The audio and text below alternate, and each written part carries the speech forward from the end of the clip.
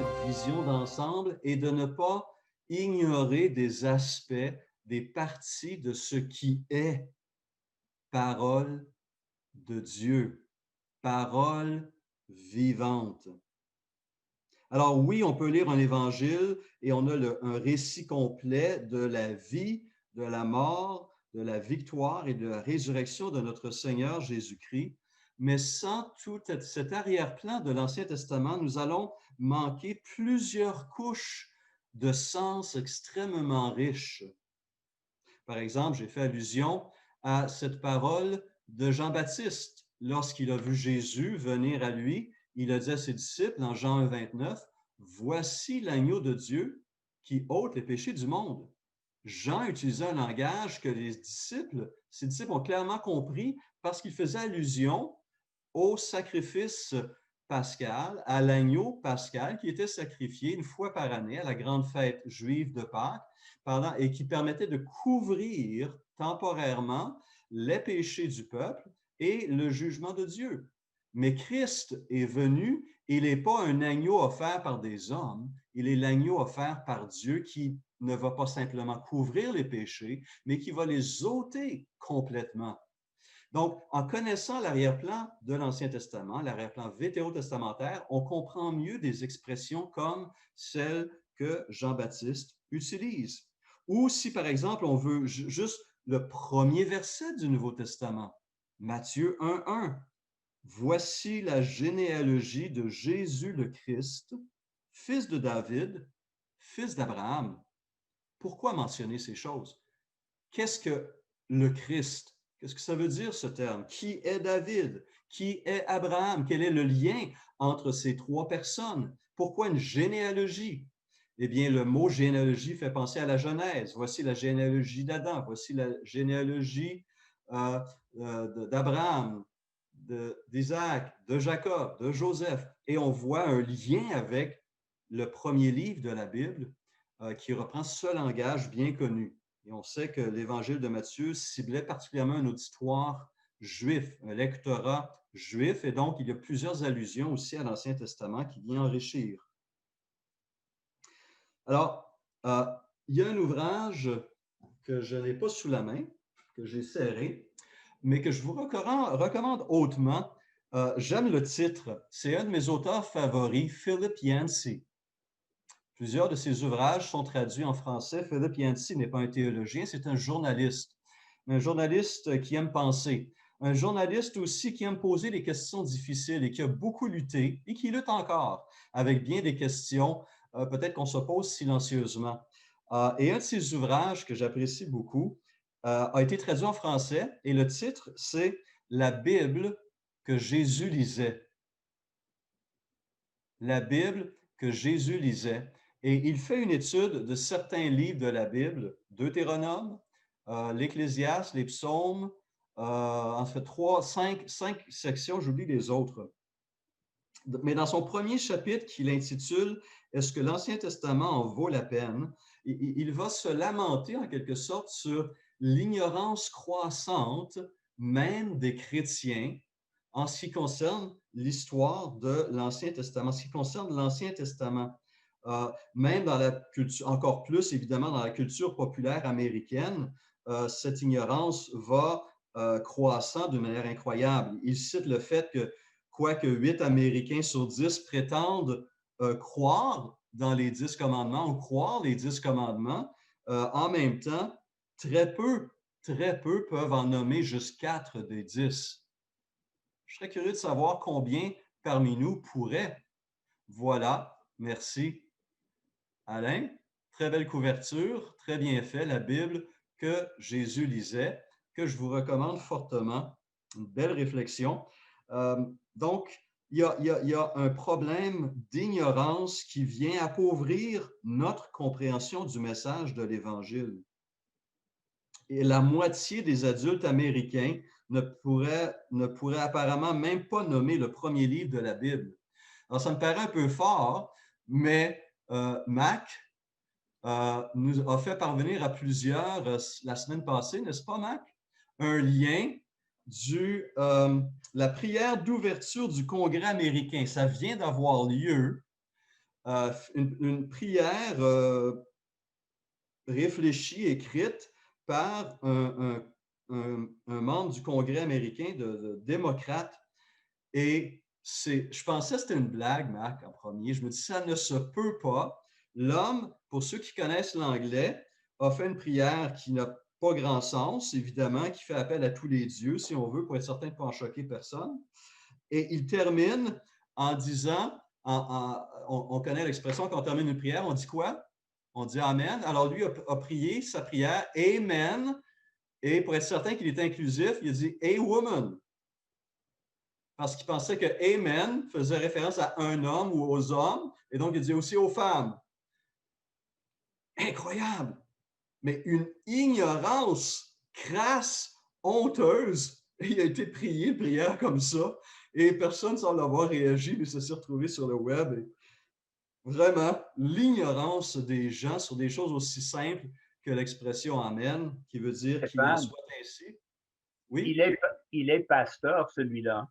Non, C'est pour être non, politiquement correct. Il est pasteur, je t'assure, méthodiste. honteux, honte, Oui. honte, honte. Alors, si jamais vous voulez voir le clip, Mac va vous l'envoyer avec plaisir ou pas. Je l'ai conservé.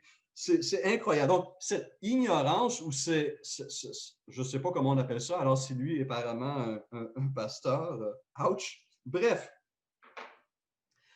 on doit se rappeler, et c'est un peu l'argument que Yancy, que je veux faire aussi, que lorsqu'on lit l'Ancien Testament, nous lisons la Bible que Jésus a lue et utilisée.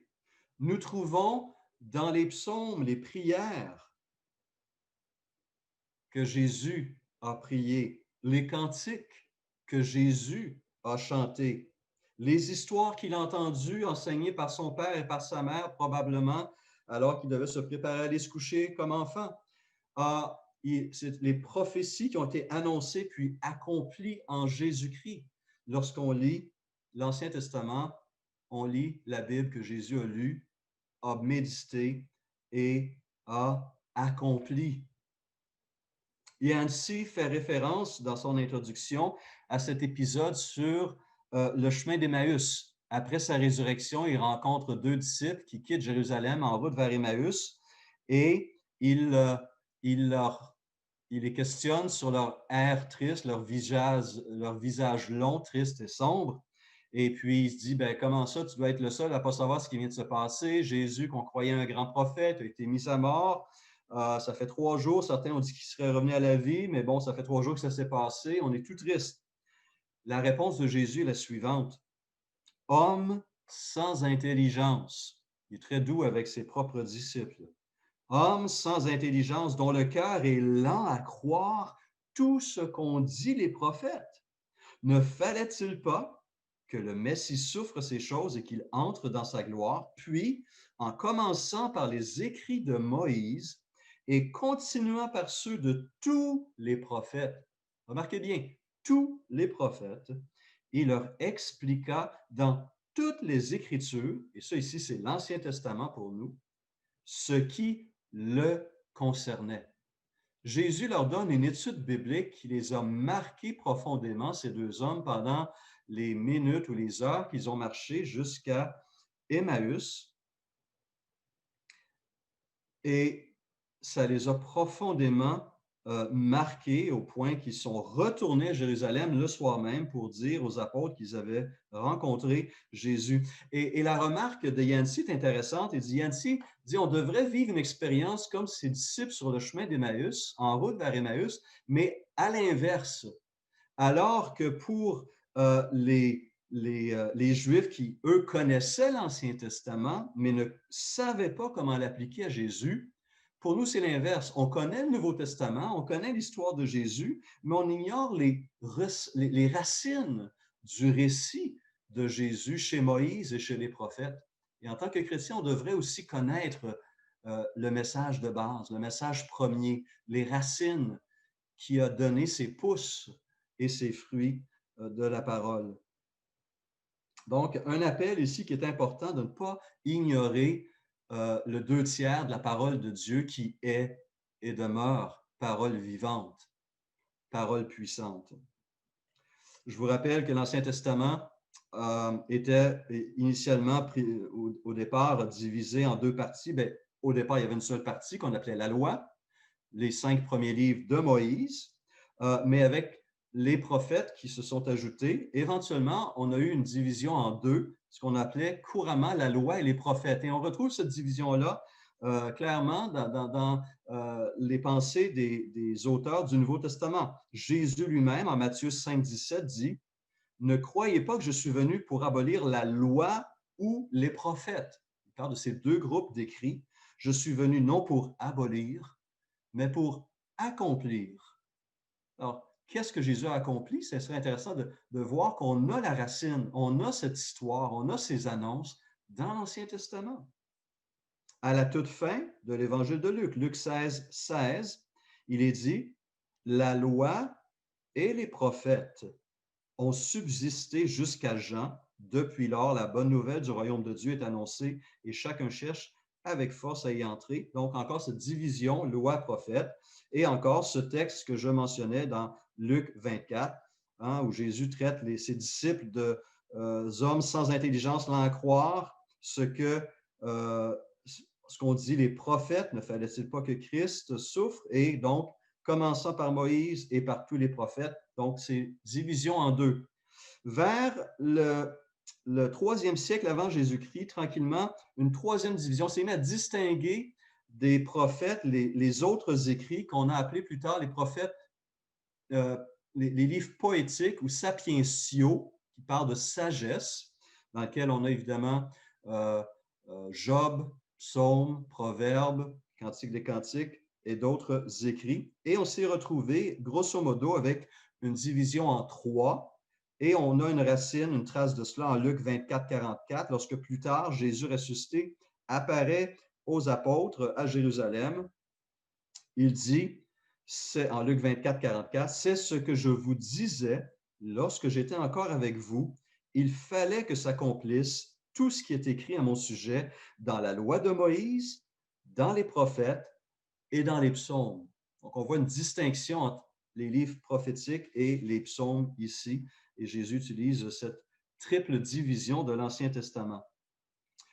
Toujours avant Jésus-Christ, au 3e et 2e siècle avant Jésus-Christ, des Juifs d'Alexandrie en Égypte ont traduit l'Ancien Testament en grec. Est-ce qu'on sait comment s'appelle cette version grecque de l'Ancien Testament?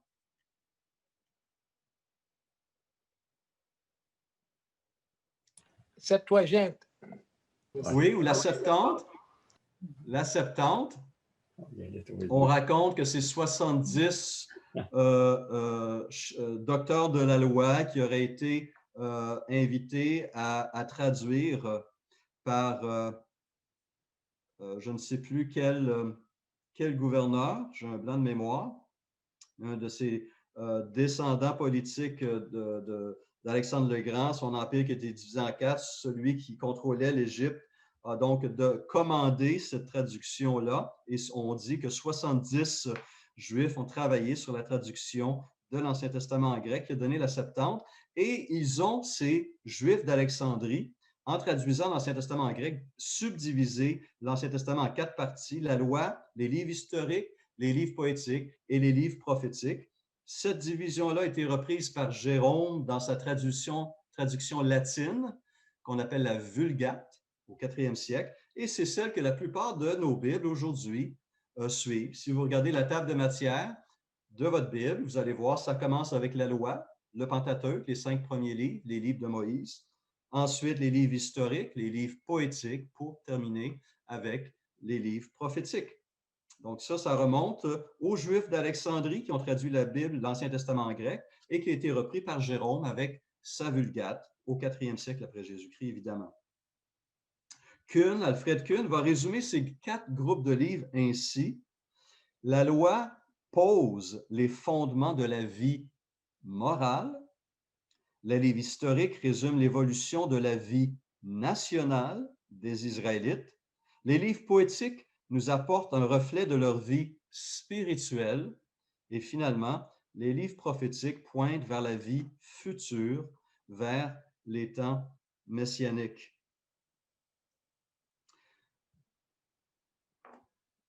Alors, sur l'importance de l'Ancien Testament pour nous chrétiens, les auteurs du Nouveau Testament soulignent son importance et entre autres, l'apôtre Paul veut le souligner d'une manière explicite dans 2 de ses épîtres. Romains 15,4 dit ceci: « Tout ce qui a été écrit d'avance », il fait référence à l'Ancien Testament, « tout ce qui a été écrit d'avance l'a été pour notre instruction. » Donc, ce n'est pas juste pour les Juifs, quoique c'était premièrement, évidemment, pour le peuple juif, le peuple de l'Alliance, mais nous sommes aussi le peuple de l'Alliance. Et donc, ces choses ont été aussi écrites pour notre instruction, afin que, par la persévérance et par le réconfort que donnent les Écritures, on parle encore de l'Ancien Testament ici, nous possédions l'espérance. Et à nouveau, en 1 Corinthiens 10, versets 6 et 11, on lit ceci, et Paul fait référence à la sortie du peuple d'Égypte au désert. Ces faits sont arrivés pour nous servir d'exemple, afin que nous n'ayons pas de mauvais désirs comme eux en ont eu. Verset 11 d'un Corinthiens 10. Tous ces faits leur sont arrivés pour servir d'exemple. Ils ont été écrits pour notre instruction, à nous qui sommes parvenus à la fin des temps. Donc, ces livres de l'Ancien Testament sont paroles de Dieu et paroles pour nous aussi. Et on a vu à quel point cette parole est puissante à travers l'épisode de la tentation de Jésus dans le désert, n'est-ce pas? Matthieu 4, Luc 4. Comment Jésus se défend-il contre les attaques de Satan? Simplement, entre guillemets, en citant la parole de Dieu, en citant l'Ancien Testament et plus précisément dans ces 4 paroles qu'il cite, tirées du livre de Deutéronome. Les 4 paroles de Jésus dans le désert sont tirées du Deutéronome. Jésus avait longuement médité et connaissait ce livre, comme certainement il en connaissait bien plus aussi, comme n'importe quel autre juif de son époque. Et cette parole, ce livre de Deutéronome, a bloqué Satan. Parole puissante encore aujourd'hui. Vous lisez le livre des Actes et on voit comment Paul, dans son sermon, dans son évangélisation des Juifs et des païens, va constamment faire référence à l'Ancien Testament. Donc, c'est un livre qui est important. Ce sont des livres importants. C'est une partie de la Bible qui est parole de Dieu aussi pour nous, et pas seulement pour le peuple juif. Et le temps avance, alors je vais conclure cette partie-là en disant ceci, que l'Ancien Testament va aussi occuper une place importante dans le Nouveau Testament. René Pache, dans son ouvrage « L'inspiration et l'autorité de la Bible », dit que l'étude des citations de l'Ancien Testament dans le Nouveau Testament permet, entre autres, de souligner la place extraordinaire accordée aux anciens écrits par le Christ et par les apôtres. Pour Christ et pour les apôtres, l'Ancien Testament était aussi parole de Dieu extrêmement importante, et c'est sur ces livres-là qu'on s'appuyait pour défendre la vie, la mission, la mort et la résurrection de Jésus-Christ. On a tout le récit des évangiles dans l'Ancien Testament. Toute la mission de Christ révélée d'avance des siècles auparavant, pendant des siècles de temps, d'une manière progressive à travers les auteurs de l'Ancien Testament. Il y a dans le Nouveau Testament, pour votre information, pas besoin de compter, 7957 versets. 7957 versets. Et sur ces 7957 versets, on en compte environ 300 qui sont des références explicites, officielles, formelles, directes, des citations de l'Ancien Testament. Donc, il y a au moins un 4% du Nouveau Testament qui sont littéralement des paroles de l'Ancien Testament.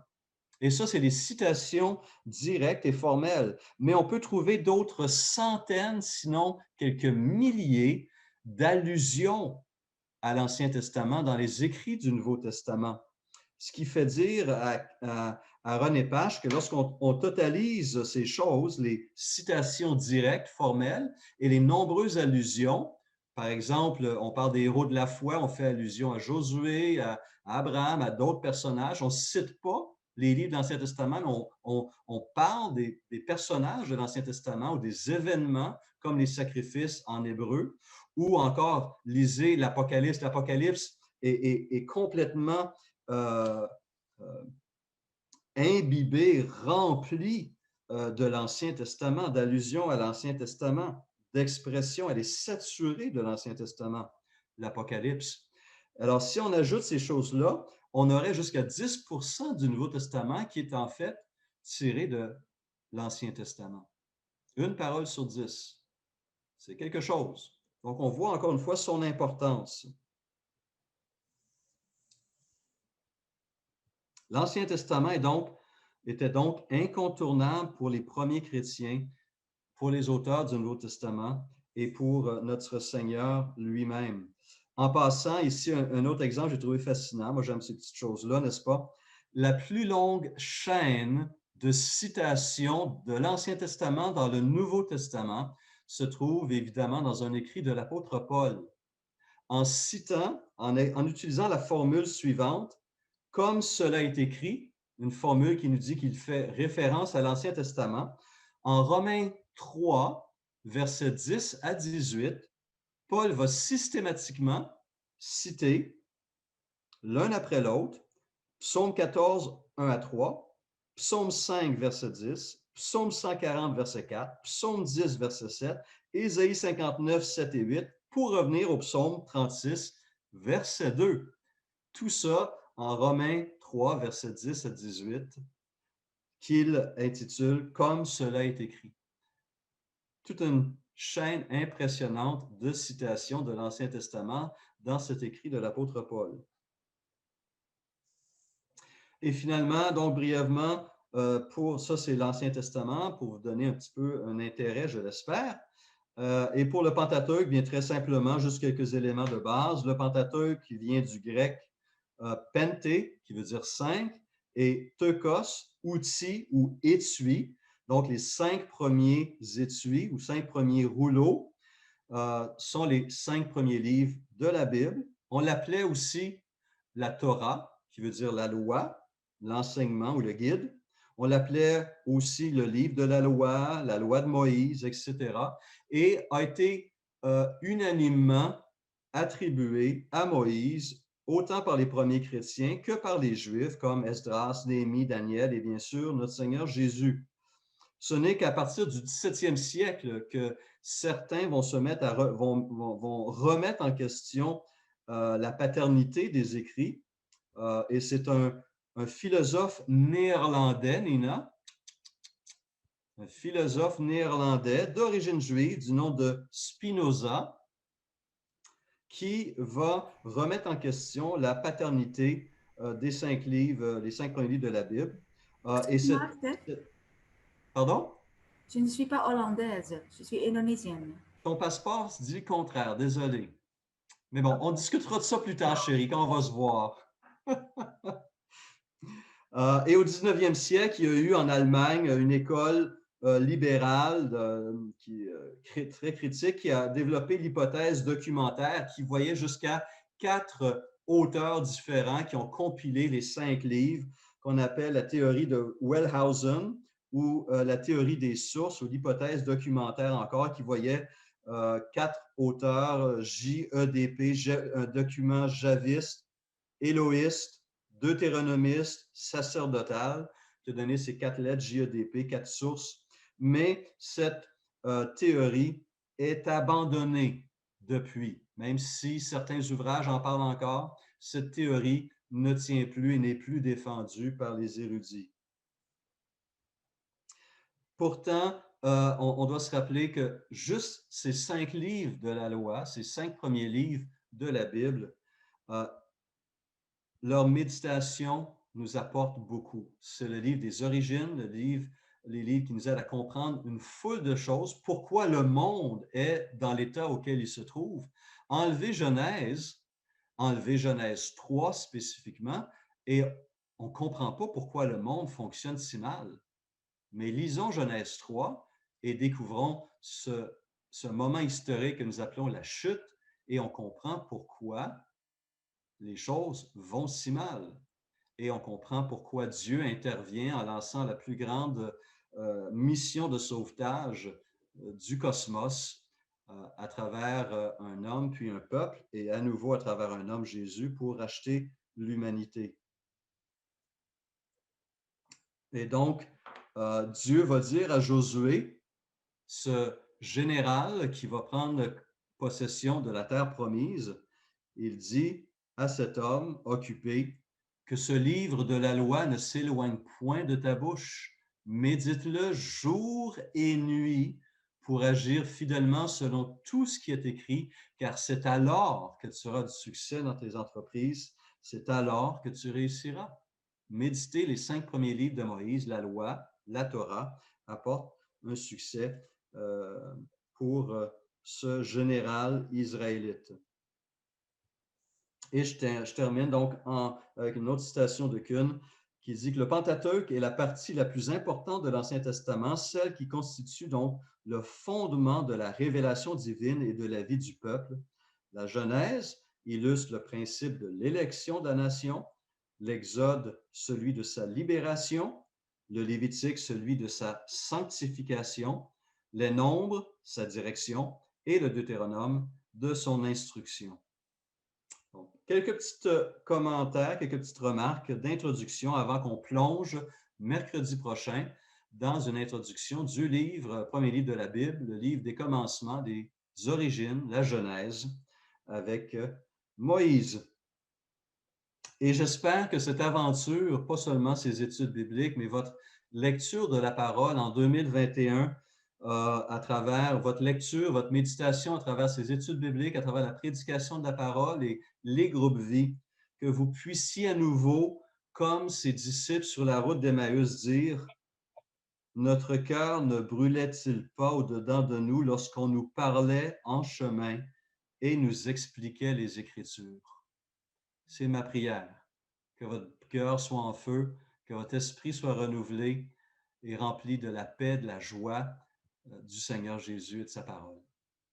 Prions. Seigneur Jésus, je te remets cette belle aventure que nous commençons ce soir. Je te remets, Seigneur, nos frères et nos sœurs qui acceptent de lire cette parole en 1 an ou en 2 ans et de revoir ce portrait d'ensemble de ton plan souverain, ta pensée et comment tu as réfléchi et préparé avant la fondation du monde ce récit remarquable dans lequel nous nous insérons en tant que peuple de Dieu et peuple de l'Alliance. Aide-nous, s'il te plaît, à saisir ta bonté, ton amour et à découvrir une image plus claire et plus glorieuse de notre Seigneur et Sauveur Jésus-Christ. Bénis, je t'en prie, chacun d'entre nous dans ce temps, dans ta parole, avec toi et les uns avec les autres, s'il te plaît. Amen.